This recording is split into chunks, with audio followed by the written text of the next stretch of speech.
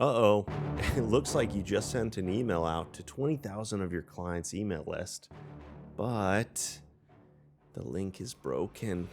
Oh man, I hate it when that happens. So instead of you having the best sale of the year with your client's best offer that they've ever made, instead you're just getting replies saying, hey, the link doesn't work. It just takes me to a 404 page. That is the story of what happens to people when they don't use trigger links. Now, here's the new story. Okay, you start using trigger links, you start sending out these emails to your client's email list, and you realize that there's a mistake within the first few minutes. But luckily, because you used trigger links, you're able to go in very quickly into the trigger links and GoHighLevel and replace that link with the right one.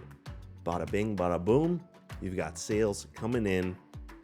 It's a good day. So in this video, I'm going to show you exactly how to set up trigger links and why you should, in addition to that story. Let's get into it. The 3 benefits of trigger links are as follows. Number 1 is that they are dynamic links, which means that even after you send them, you can actually go back and change them. So if your calendar link changes, if your landing page changes, if your sales page changes, if anything in your system changes and you've sent out an email or you've put this link somewhere in an automation, things like that, then you can just change it in one place and then it is dynamically updated everywhere else. So that's benefit number 1. Benefit number 2 is that using trigger links allows every single link click to be tracked in your contacts activity page. Once you're tracking the activity in the page on the contact side, then you actually have full control for benefit number 3, which is advanced lead scoring and client segmentation. Okay, you can start applying workflows to people who click on specific trigger links. How to set this up? How do you set up a trigger link? Go into marketing, you're going to go into trigger links and click on links right here. Then you can go ahead and add link. We're just going to call this booking link, and I'm just going to send it to google.com. So now we have this booking link set up to go to google.com. Next, we're going to go into the automations. That's where we're going to actually apply this trigger link. But you can pretty much apply it in a facet of different places here. But I'm just going to set it up inside of a workflow. So let's just go with one of these stock ones. Fast 5 Lite, I think, is good. Let's say that we're going to include our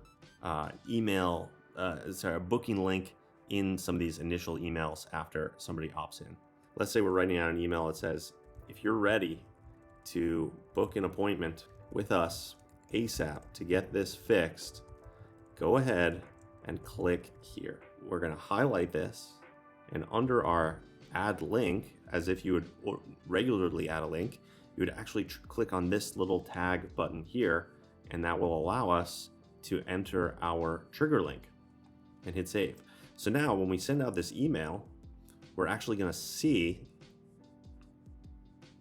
someone click on this link in their contact page, which is pretty epic. Now you can also put this inside of SMS. Again, let's just say click here to book.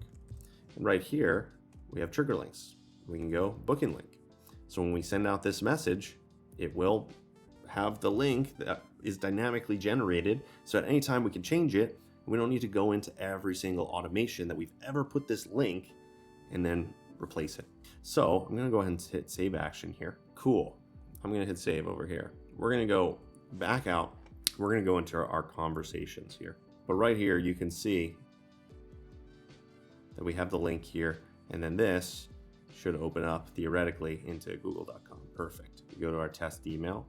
Then now we can see that that link right here will actually open up to Google. Now, oh no, I put the wrong link in there.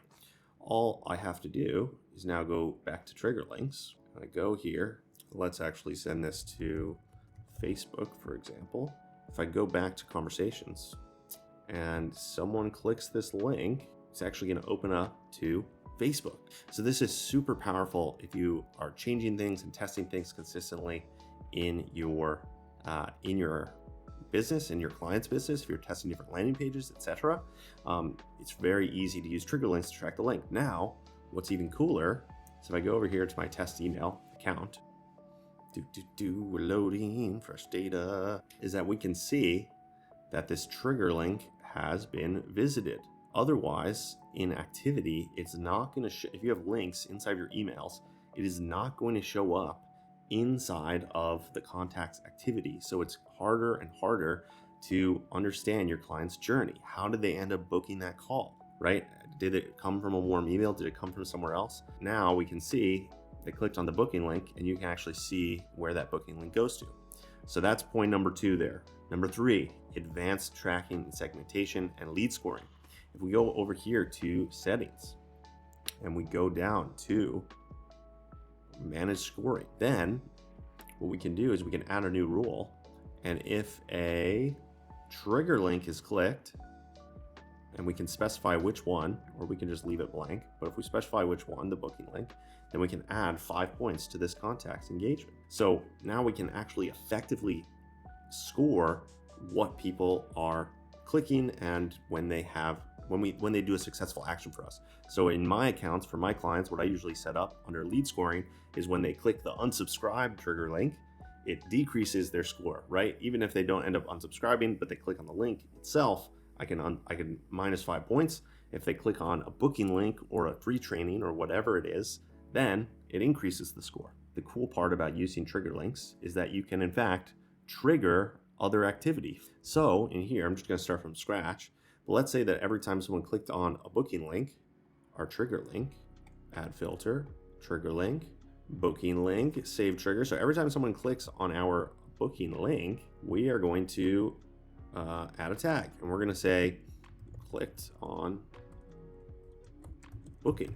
I'm going to add that as a new tag, hit save, publish. So now inside of our contacts overall, our general contacts list, what we can do is we can create a filter where anyone that has clicked on a booking link is now in a view. Right now we don't have anyone because I just made it, but that way if you want to send emails just to people who have clicked on a free training, clicked on any links inside of your emails, you can set up automations to fulfill on that. Anyone that's clicked on any trigger links, you can add a tag to them. But as the best way to set up your trigger link settings, this is just the basics. I know that I talked a little bit about how you track where your contacts are coming from and what their customer journey is. So the next best step is actually to start tracking where are your bookings coming from. And we're going to do that using hidden fields inside of our forms. So if you want to check that out and learn how to set up complicated attribution,